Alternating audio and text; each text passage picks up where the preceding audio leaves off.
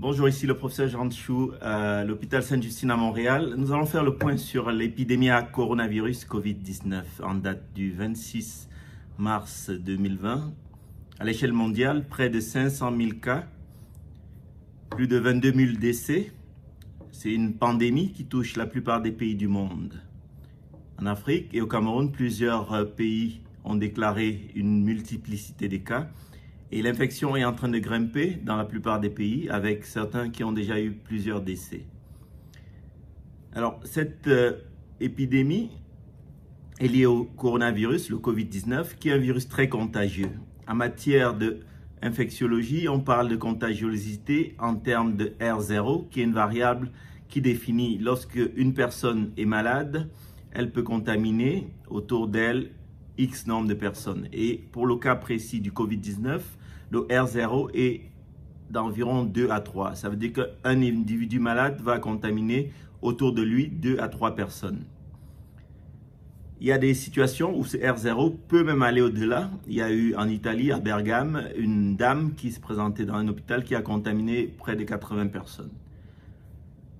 Dans ce contexte d'un virus contagieux, on estime qu'à la fin de l'épidémie, environ 50 à 60% de la population va être infectée. Certains auront des formes sévères, 20% environ. Parmi eux, 5% auront besoin d'une assistance respiratoire, des soins en réanimation.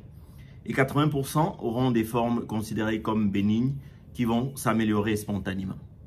Alors pourquoi est-ce qu'on s'excite? Pourquoi est-ce que les populations, les dirigeants, pourquoi il y a cette médiatisation autour de ces virus?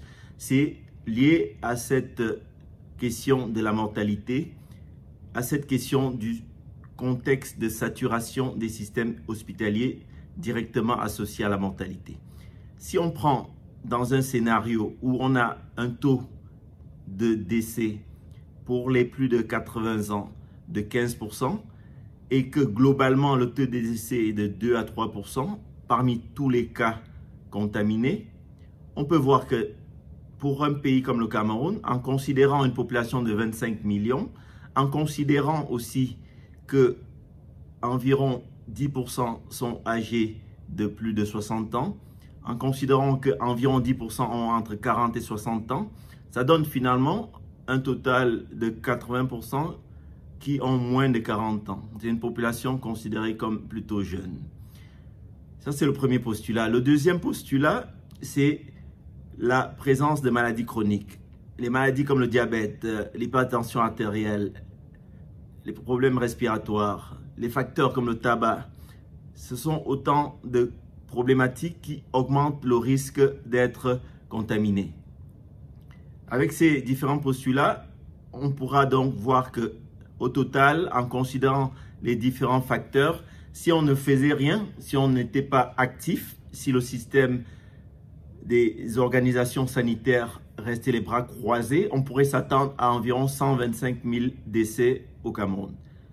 Donc les mesures qu'on met en place, qui ont été mises en place, visent à éviter que ces décès se produisent.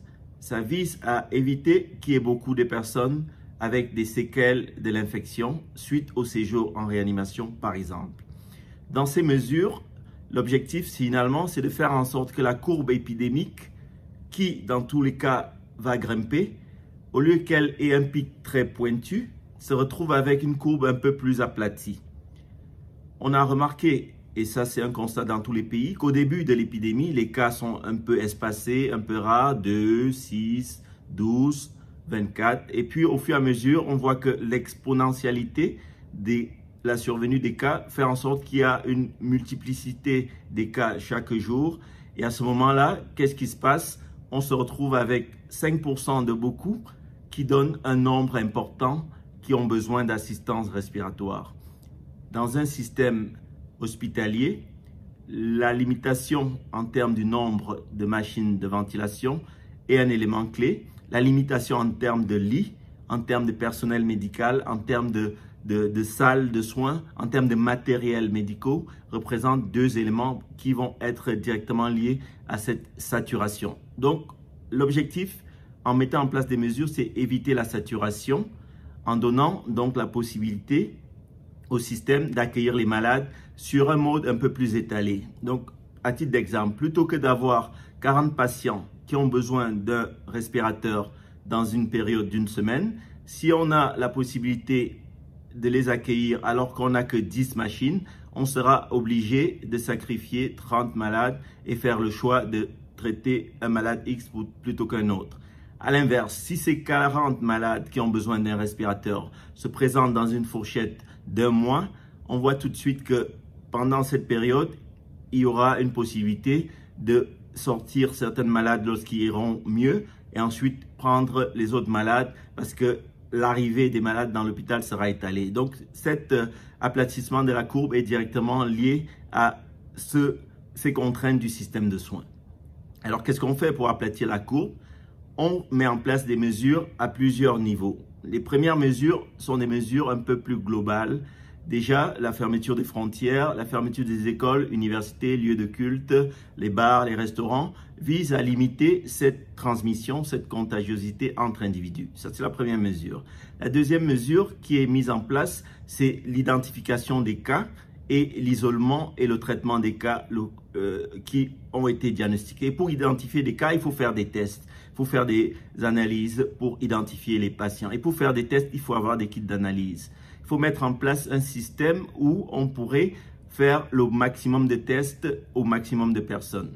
Et pour enfin pouvoir utiliser cet élément dans la stratégie, il faut que lorsque les cas sont confirmés, on puisse traiter ceux qui sont très malades ou isoler ceux qui ont des formes bénignes et aussi ceux qui ont été en contact. Il faut mettre en place un système pour les mettre en quarantaine. Donc ça, c'est le deuxième niveau de mesure. Ensuite, le troisième niveau de mesure, et c'est celui-là qui parfois est un peu controversé, c'est le niveau de mesure concernant le confinement. Le confinement vise à limiter la possibilité à la population d'accéder à des lieux habituels, que ce soit aller au supermarché, dans la rue, aller dans les parcs.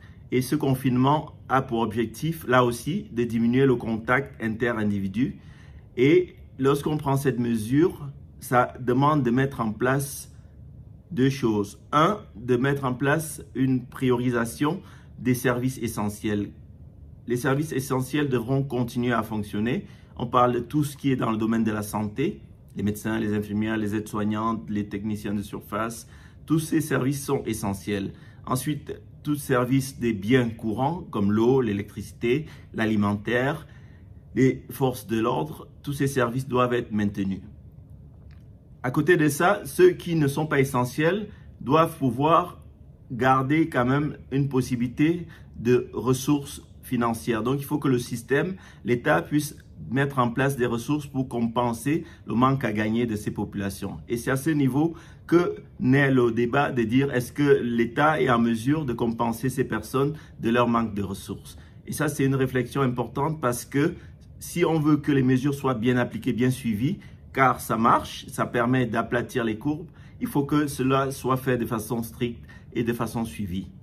On a vu l'exemple de l'Italie où il y a eu un décalage pour cette mise en confinement et on a vu ce qui se passe, beaucoup de morts, des milliers de morts. Et cette mise en confinement devrait être prise assez tôt dans cette courbe ascendante dont je parlais parce que si on a déjà un système qui est saturé, à ce moment-là, le confinement ne sera pas aussi efficace. Merci.